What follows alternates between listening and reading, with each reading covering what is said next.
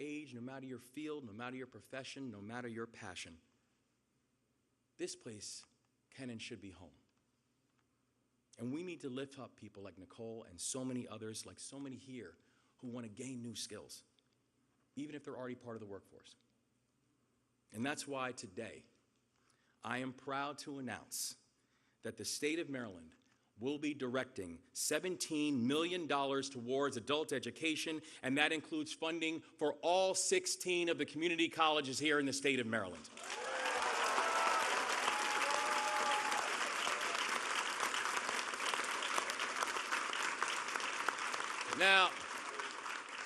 Now that money is coming from a project that's coming in partnership between the U.S. Department of Labor, or U.S. Department of Education, and also our Department of Labor. And I want to thank all of our federal partners, and also I want to thank President Biden for giving us the tools that we need to build true pathways for prosperity for every single Marylander.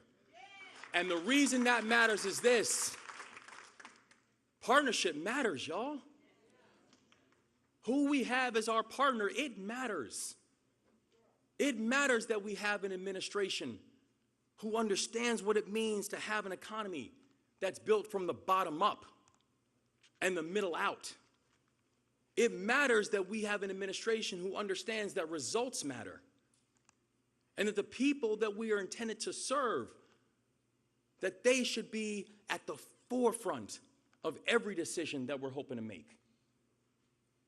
No matter our background, no matter your family lineage, no matter where you came from, no matter the obstacles you have had in life, this country is yours, and this country will defend you and support you. And it matters that we have a partner in Washington that understands that. Our president has been very clear on his vision to empower and educate workers and to grow middle class. And it's a vision that I stand by because it's not only good for Maryland, it's good for all of us. And I can tell you right now, I will never support plans. Some of these plans that are coming from, that we see on the far right, that are talking about cutting job training programs by $4 billion. That is never going to fly in our state as long as I'm your governor.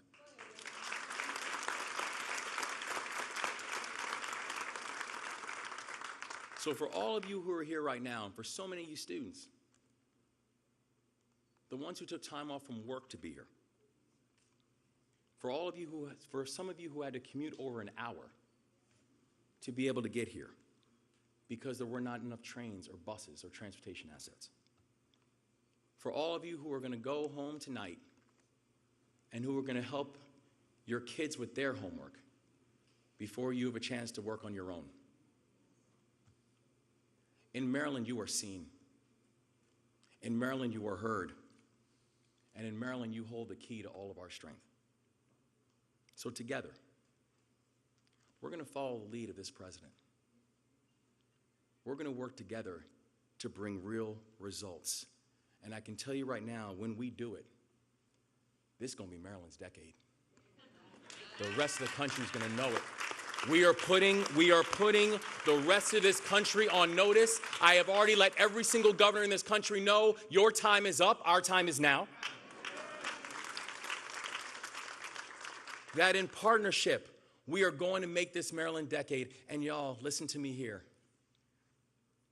Think about what we've gotten done in the first 9 months. Imagine if you can give us another 4 years. We need this energy. We need the inspiration. We need you to remind people why elections matter. We need you to remind people why next November matters. We need you to remind people that we are moving. And because we're moving in partnership, we're not stopping. It's our decade, y'all. Thank you so much for all you continue to do for our entire state. Thank you.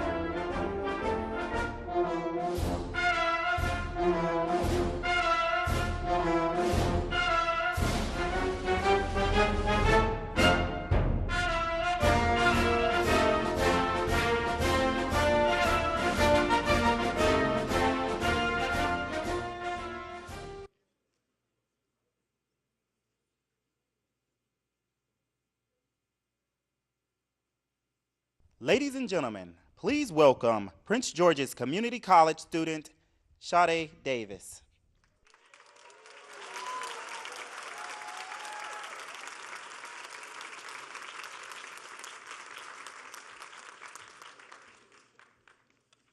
Good afternoon. It's an honor to be here today. My name is Sade Davis, and I'm a second-year student at Prince George's Community College, where I'm studying to earn my associates in public health. As a first-generation college student, I'm also proud to serve as an elected member of the Board of Trustees. My most important role, however, is mom. I'm a mother of 2 young boys, ages 9 and 13, and while they always keep me on my toes, they are both my motivation and inspiration. From my parents, a former police officer, and a proud union maintenance worker, I learned the value of service.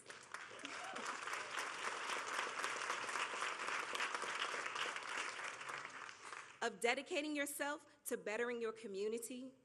I learned the important things like hard work, the value of a good-paying job to raise a family on, and leading a life of integrity. I'm grateful that in President Biden, we have a leader who's focused on families just like mine, who's fighting every day to restore the middle class and to give hardworking families across this country more breathing room. As a college student, I feel hopeful about the future. Hopeful that I can build a career and provide more opportunities for my children. And that's due in no small part to President Biden. He's getting things done. And he's fighting every day for people like me. It is now my honor to introduce President Joe Biden.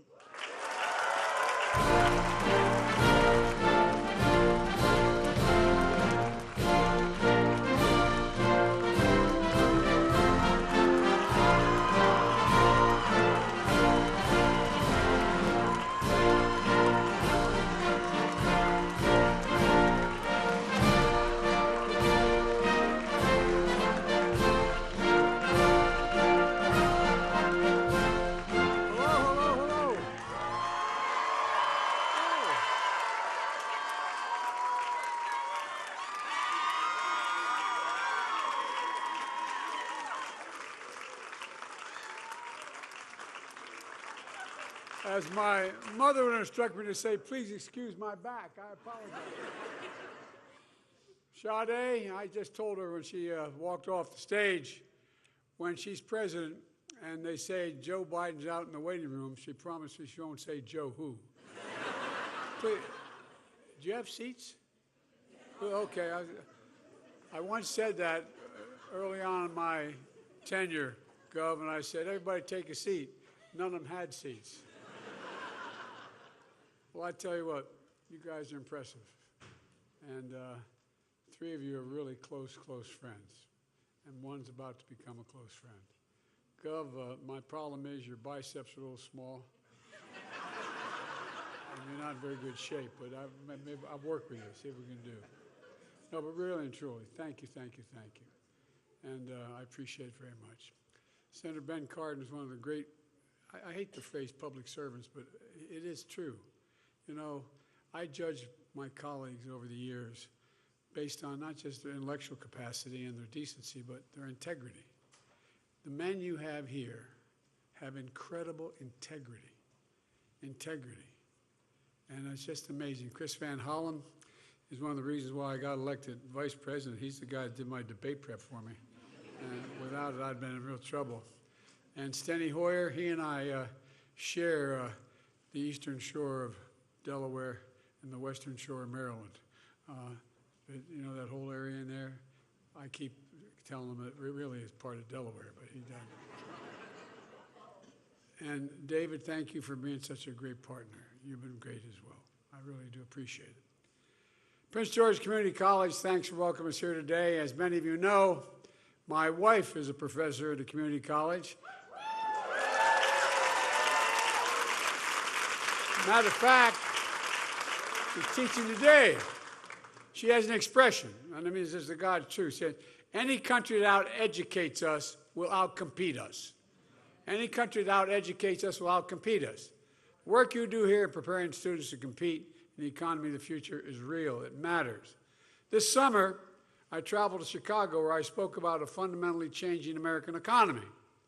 From an economy that for decades rewarded those who are at the very top and left everyone behind who just on their own, basically. One that gives working people in this nation not only a fighting chance, they didn't do.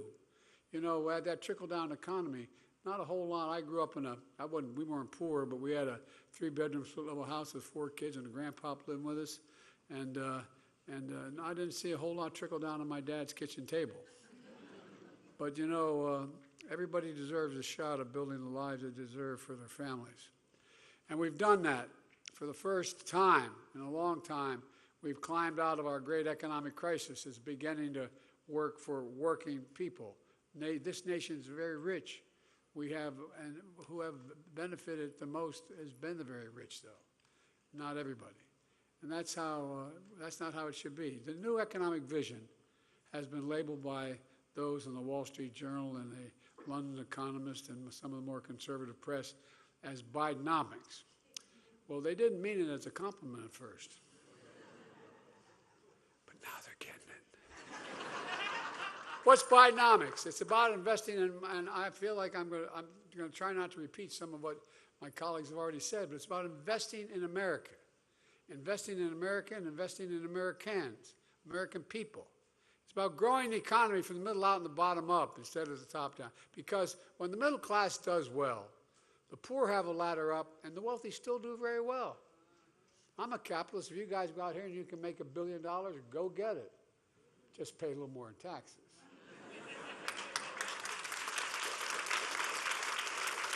But look, but our friends on the other team, on the other side of the aisle, they have a very different vision for America. And by the way, you have this, I think you have this book on your table, on your chairs, maybe not. Well, I thought did my staff hand this out? You just have a little one. Well, I'm the only president who hands out the opposition's economic plan. Oh, you think I'm kidding? Protecting American Economic Security, fiscal year 2024, the budget, the study committee of Kevin Hearn, budget, and it goes on. This is the mega budget. You know, I want you to take a look at it. I think we have other copies of it. If we don't, we'll get you some. So since I've come to office, all they've really done is attack me and my economic plan. There hadn't been much else. Even though we've created, as has been pointed out, over 13 million jobs, more jobs in 2 years than any president's created in a 4-year term. Even though I'm not looking. Even though we've had 19 straight months of unemployment under 4% for the first time in American history.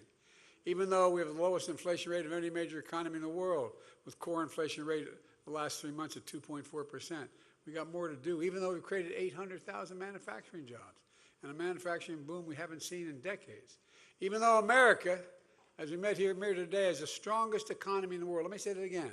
America has the strongest economy in the world of all major economics. And all they do is attack it. But, you know, you've noticed something. For all the time they spend attacking me and my plan, here's what they never do. They never talk about what they want to do. No, think about it. They tell you what they're against. What are they for? It's like they want to keep it a secret. I don't blame them.